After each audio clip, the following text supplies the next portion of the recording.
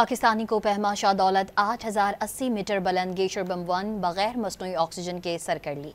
गिलगित से ताल्लुक़ रखने वाले शाह दौलत इतवार की सुबह 11 बजे गेशर बम 1 के टॉप पर पहुंचे थे।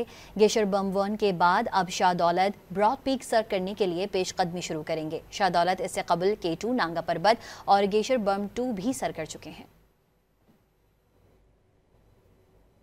पाकिस्तानी कोपहमा शाह दौलत 8080 मीटर बुलंद गेशर बम 1 बगैर मसनूई ऑक्सीजन के सर कर ली। गिलगित से ताल्लुक़ रखने वाले शाह दौलत इतवार की सुबह 11 बजे गेशर बम 1 के टॉप पर पहुंचे थे। गेशर बम 1 के बाद अब शाह दौलत ब्रॉड पीक सर करने के लिए पेशकदमी शुरू करेंगे। शाह दौलत इससे कबल K2 नांगा पर्वत और गेशर बम 2 भी सर कर चुके हैं। पाकिस्तानी कोपहमा शाह दौलत 8080 मीटर बुलंद गेशर बम 1 बगैर मसनूई ऑक्सीजन के सर कर ली। गिलगित से ताल्लुक़ रखने वाले शाह दौलत इतवार की सुबह 11 बजे गेशर बम 1 के टॉप पर पहुंचे थे। गेशर बम 1 के बाद अब शाह दौलत ब्रॉड पीक सर करने के लिए पेशकदमी शुरू करेंगे। शाह दौलत इससे कबल K2 नांगा पर्वत और गेशर बम 2 भी सर कर चुके हैं।